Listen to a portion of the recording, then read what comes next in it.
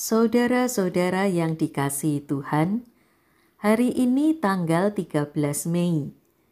Ingatkah ada kejadian apa saja pada tanggal 13 Mei tahun-tahun sebelumnya? 13 Mei 1981, Paus Yohanes Paulus II mengalami upaya pembunuhan dengan ditembak.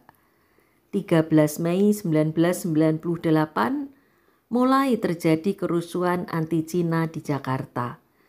13 Mei 2018, terjadi pemboman 3 gereja di Surabaya.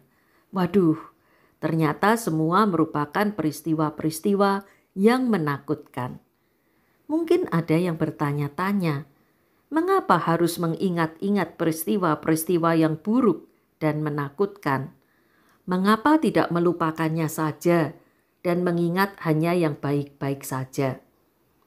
Saudara-saudara yang dikasihi Tuhan, apakah melupakan peristiwa buruk itu merupakan hal yang baik dan tepat? Jika kita belum mengolah peristiwa buruk itu sampai tuntas, maka melupakan hanyalah melarikan diri dari kenyataan, menganggap peristiwa itu tidak ada atau tidak pernah terjadi. Jika ada trauma, tidak dikelola sampai sembuh, tapi ditekan dan disembunyikan.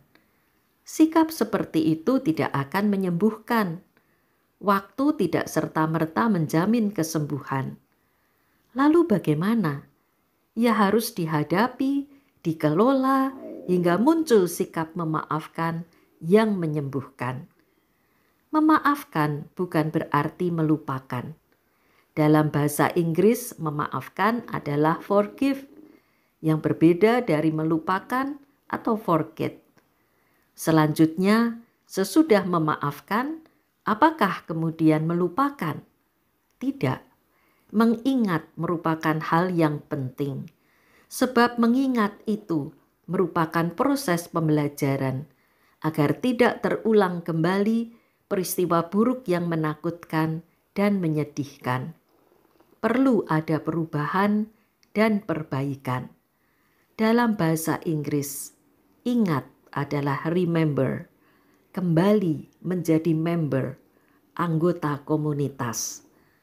Mengingat juga merupakan alat uji, apakah seseorang sudah sembuh dari trauma dan kebencian, yaitu jika mengingat tanpa rasa takut dan mengingat tanpa kebencian serta dendam.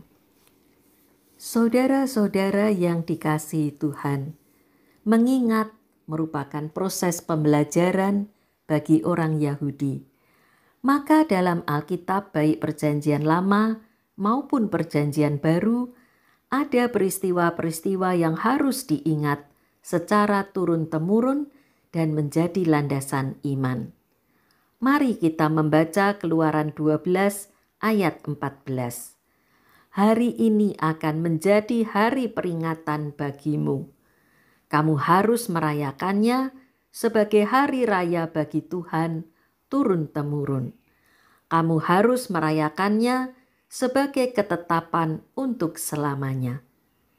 Itulah perintah Tuhan kepada bangsa Israel untuk mengingat peristiwa Paskah saat malaikat Tuhan melewati rumah-rumah orang Yahudi yang ada tanda darah anak domba di ambang pintunya saat menulai anak sulung orang Mesir.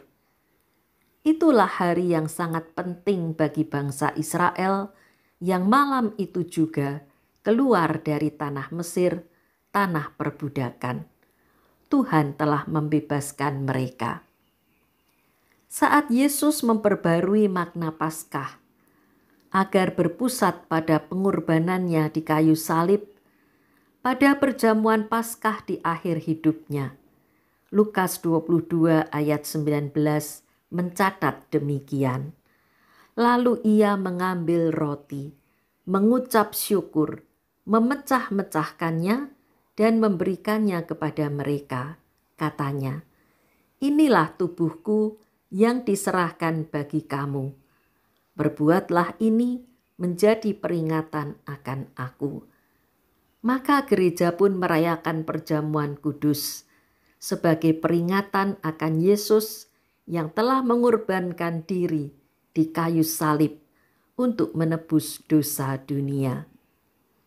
Saudara-saudara yang dikasihi Tuhan, karena mengingat merupakan proses pembelajaran, maka peringatan merupakan hal yang sangat penting bagi pertumbuhan iman kita.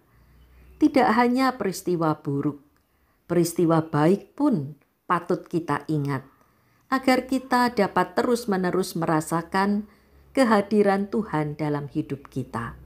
Tuhan yang telah menyertai kita dalam semua peristiwa pada masa lalu. Tuhan juga yang sedang dan akan terus menyertai kita dalam keadaan apapun pada masa kini dan masa yang akan datang. Amin.